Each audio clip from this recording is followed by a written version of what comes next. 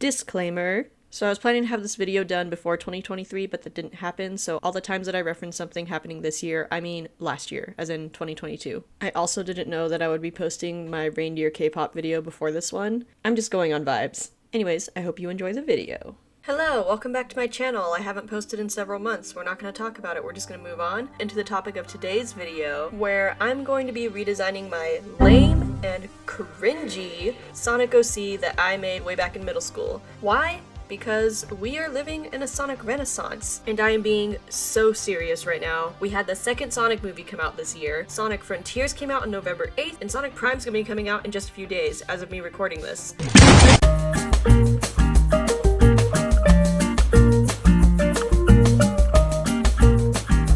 Anyways, I mentioned briefly in my first video that I am a part of the Sonic fandom, and that started, as you can guess, way back in middle school, and it was also around the time that I started posting on DeviantArt. And I went all in. I made this little blue guy my whole personality. I was designing characters based off of what I thought the children of Sonic and Friends would look like. I engaged in ship debates. I even did art requests, which was literally just people commenting, "Hey, draw this for me," and I would do it. I was giving away free labor, free artwork, because my passion for Sonic ran that deep. The worst part was probably all of the really unhinged Sonic crossover fan art, which I'm not going to spoil here because that will be in a future video. And then, of course, the nail in the Sonic fandom coffin, I created an OC that was based on myself, and her name was Elena the Panda. And with that, it's time to judge 11-year-old Elena and her horrible taste in character design.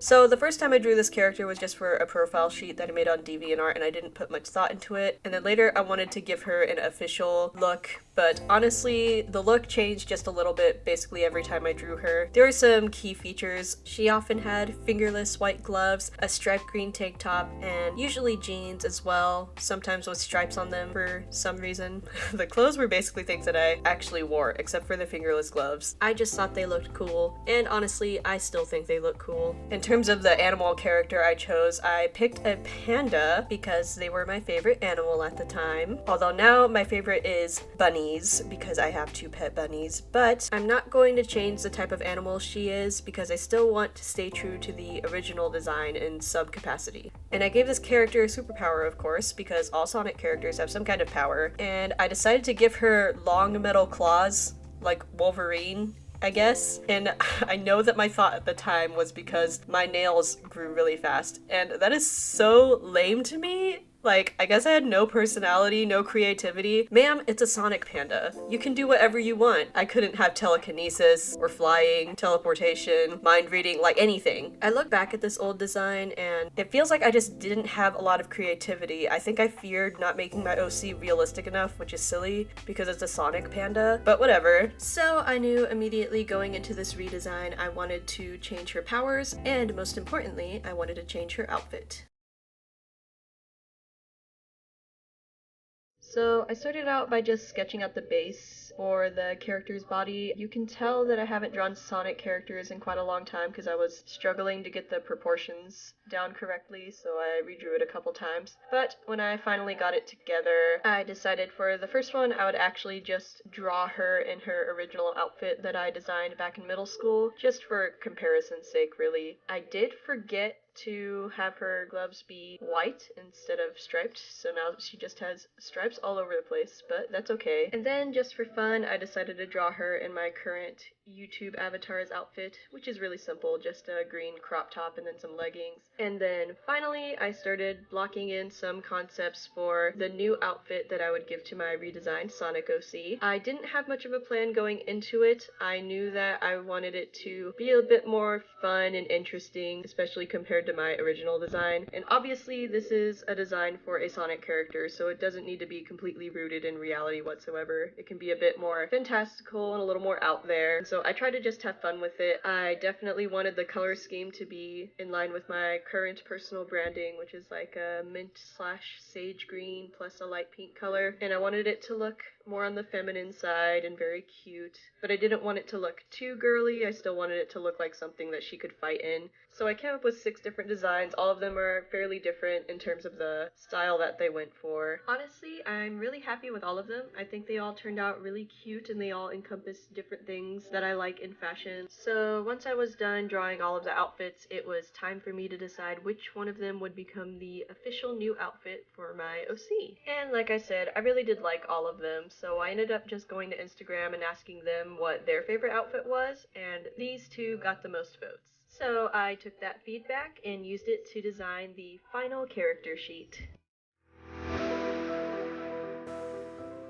So I started the final redesign by just blocking in once again, but this time it would be the final outfit, and during this time is when I was also trying to conceptualize what I wanted her powers and abilities to be. And I know that I spent the whole intro shitting on how much my middle school self took it too seriously and was trying to be too rooted in reality, but I ended up just deciding to have her weapon be literally a pen tablet, so like an iPad, which is what I used to draw. I'm being a hypocrite, I know, but maybe it's just a part of my personality. I can't be too unrealistic with my designs. I was also wondering, what could my abilities be? Because, in the Sonic franchise, there's Tails, and he is mostly known for his intelligence and his ability to create various inventions and weapons, but he is also able to fly, and that started getting me thinking about the Sonic Heroes game, which was actually my favorite Sonic game growing up. And in that game, the characters are split into teams, and each team is given a classification, so speed,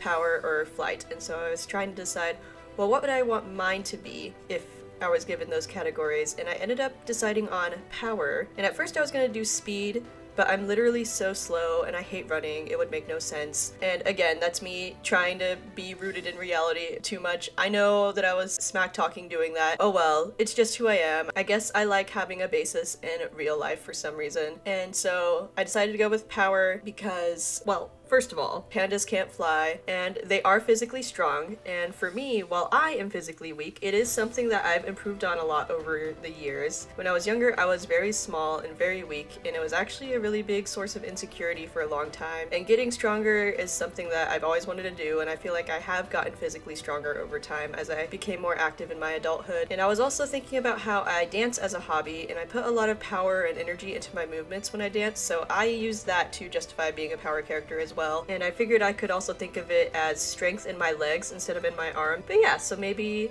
this character would be really good at jumping really high or having really powerful kicks or something like that. And then in addition to her physical strength, she also has her pen tablet, as I mentioned earlier, and I'm not sure if I want it to be something that she invented herself or that she just has access to, but basically with the use of her pen tablet, she's able to design various weapons that can then be projected into reality, similar to the abilities that Sai has in Naruto, except this is more tech-based than magic or chakra-based. And they look like holograms, but they're still tangible and able to be used and manipulated in whatever way. And in the drawing, I showed a few examples, like we've got a little laser gun, a staff that can be segmented, a pair of boots that can propel her higher, at least that's how I imagined it. And honestly, all of this makes it seem like she is a bit overpowered since she can design and summon basically any weapon, but I figure maybe a drawback or a limit would be that she can only carry so many designs at a time, or that there's a time limit for how long she can summon a weapon, and also that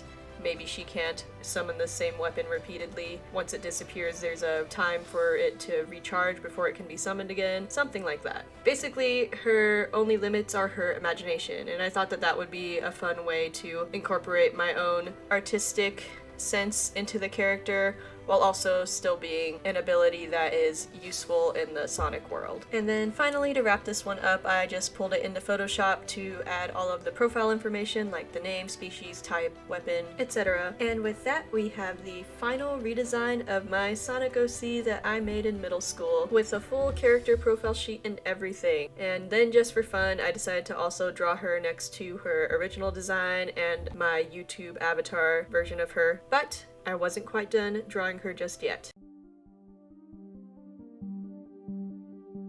Originally, I was just gonna end this video with the character profile sheet that I just showed you guys, but I decided that was kind of boring and I wanted to do something else, just one more final piece to really wrap up the video. And I was being too ambitious at first. I had a lot of wild ideas for how to end the video with a bang, but ultimately they were taking too much time and getting way too complicated, and so maybe I'll revisit those ideas in the future if I decide to do another Sonic OC video. But for now, I decided to cheat my way to the end and just draw my character on the cover of Sonic Frontiers. And I'm glad I did that because even though it was pretty low effort on my end, I just used Sonic as a base and then edited him out of the background, it still feels like a nice way to wrap up this fun little self-indulgent project, because I made this character back when I was in middle school when I first joined the fandom, and now here she is on the cover of the brand new Sonic Frontiers game, and it just goes to show how long I've been a fan of this franchise and how much I love it. And that brings us to the end of this video. Thank you so much for watching. I know it was a really self-indulgent project to redesign an OC that I made for myself, but it was honestly just so fun to do, and it's really nice to revisit things that inspired me in my childhood, and it makes me so happy to see the Sonic franchise really going strong these past couple of years and making great content. Please watch Sonic Prime on Netflix if you haven't already. Please do it so we can get season 2. Thanks. And if you had a Sonic OC growing up, please describe them to me in excruciating detail in the comments below. And if you are an artist that had an old Sonic OC, I highly encourage you to participate in this redesign challenge because it's so fun to see how your tastes change over time. And honestly, even if you've never made an OC before and this inspired you to make one now just for funsies, I would also love to see that. So if this video compelled you in any way to design/redesign a Sonic OC, please tag me in your drawings because I would really love to see them. And other than that, I believe that's all I have to say. Don't forget to check out my socials and my link to my BLM art fundraiser in the description. And I will see you in the next video, which I promise will not take as long as this one has. Especially with the upcoming new year, I'm really trying to focus on my YouTube channel. So I will see you next time, and goodbye!